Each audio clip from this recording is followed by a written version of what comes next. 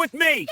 The second I stepped out onto the porch, the world narrowed into one scene. A fake HOA cop standing at the bottom of my ramp, finger in my autistic son's face, barking accusations like he was talking to a criminal. My son sat frozen in his wheelchair, wide-eyed, hands pressed to the armrest, the way he always held them when he was scared. And beside me, my wife raised her voice, pointing right back at the officer, shaking with rage. He's autistic. He didn't do anything wrong. The HOA cop didn't flinch, didn't soften, didn't even pretend to listen. He just scowled at my son, jaw tight, eyes full of contempt as he said, "Your child violated HOA community behavior expectations." My wife's mouth fell open. My heart stopped. My blood went hot. I was still wearing my Navy SEAL shirt from my morning workout, sweat drying on my shoulders, boots still laced. The cop glanced at me, but didn't seem to process it. Or maybe he did, and didn't care. He stepped up the ramp like he owned it, reaching toward the handles of my son's wheelchair, like he meant to take him, like he had the right. That's when everything inside me snapped.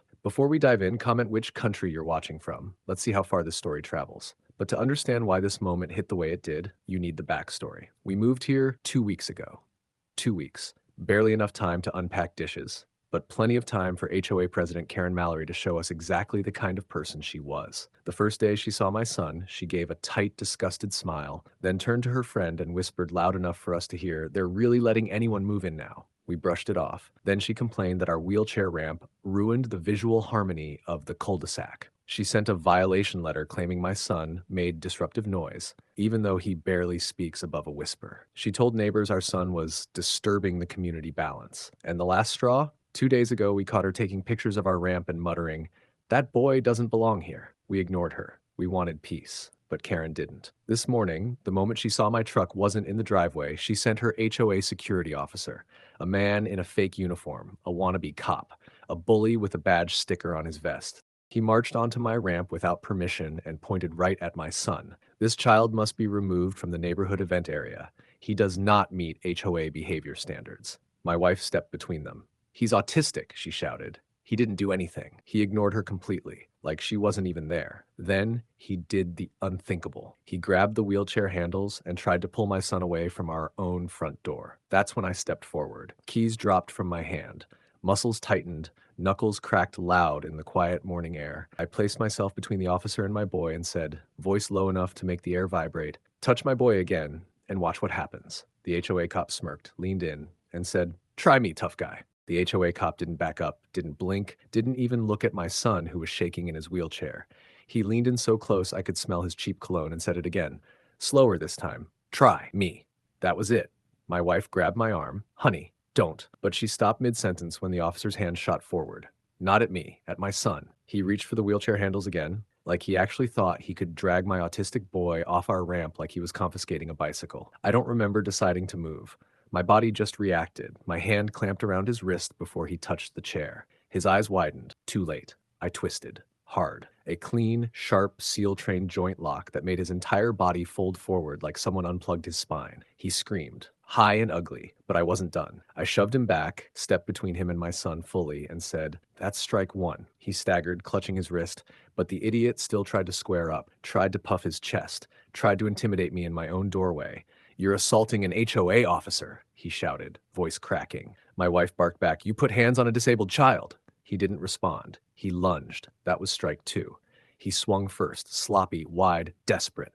I slipped it easily, grabbed his vest, and drove my fist straight into his face. The sound was sickening. A wet crack, bone meeting bone, followed by a stunned gasp.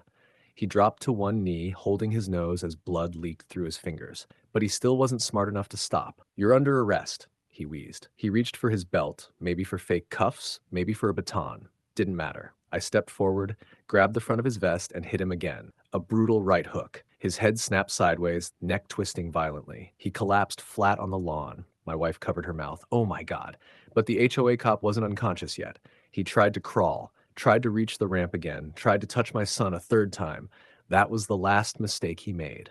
I grabbed the back of his vest and dragged him away from the ramp like he was trash day pickup. He swung an elbow backward. Weak. Pathetic. I answered with a final punch straight to the jaw. His body went limp instantly. Face down. Out cold. My son whimpered, confused. My wife ran to him, kneeling beside his wheelchair, whispering, "It's okay, baby. Daddy's here. Daddy's here." I took a breath. Another. Forced myself to step back and pull out my phone. 911, I said, voice steady despite the rage flooding my veins. Fake officer assaulted my disabled son. He's down. Send deputies and an ambulance. The operator asked if the attacker was breathing. I looked at him, barely, just enough to avoid calling this a different kind of incident entirely. Yeah, I said, but he's not waking up anytime soon. Two neighbors came running over, one with his phone out. I got everything, he said. Your ring cam and mine. He grabbed your kid. Twice. Perfect. Because when the deputies rolled up, lights flashing, emergency medics sliding out of the ambulance, they saw the truth immediately. My wife shaking, my son holding her sleeve, the HOA cop unconscious, and me standing there in my Navy SEAL shirt, hands up, calm, ready to give my statement. One deputy knelt beside the limp HOA cop and muttered, "Yeah, this guy messed with the wrong family." And that was only the beginning of the fallout. If you're enjoying this HOA story so far, like and subscribe, because the story is only going to get better. Deputies swarmed the yard while paramedics lifted the unconscious fake HOA cop onto a stretcher. My son clung to my wife's sleeve, still trembling but safe, eyes wide and confused. I kept my hands visible, calm, controlled, not because I feared trouble, but because professionalism runs deeper than instinct. One deputy, a younger guy, fresh uniform, steady hands, turned to my wife first. "Ma'am, did the suspect ever strike your child?" She shook her head instantly. "He tried to grab him. Twice. We both saw it. That was enough. They didn't push further. They didn't need to." Because when the officer reviewing my neighbor's ring footage stepped forward, pale-faced and tight-lipped, he simply said, "You'll want to see this." The video showed everything. The HOA cop storming up the ramp, pointing at my son, ignoring my wife's shouts, grabbing the wheelchair handles, trying to drag him.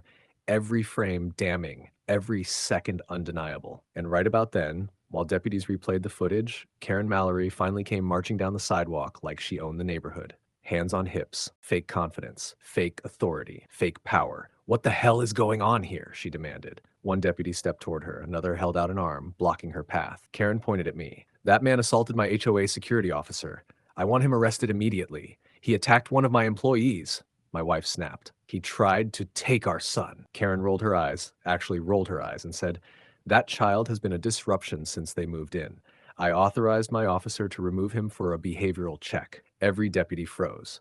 "That's kidnapping," one of them said. Karen blinked. No, it's an HOA protocol." "There is no HOA protocol for removing a child," the deputy replied, "and certainly not a disabled one." Karen tried again. "He was resisting. I only told my officer to escort." But she didn't get to finish. Because right then, one of the paramedics called out from the ambulance. His phone unlocked. Must have recognized his face. A deputy walked over and returned moments later, expression dark. "Ma'am, his phone is full of your messages." Karen stiffened. The deputy read aloud, "Take the kid if you have to. Parents won't fight back. Do not leave until the child is secured. You'll get the other half of your payment after." Karen's face drained of every drop of color. "That's not what I didn't.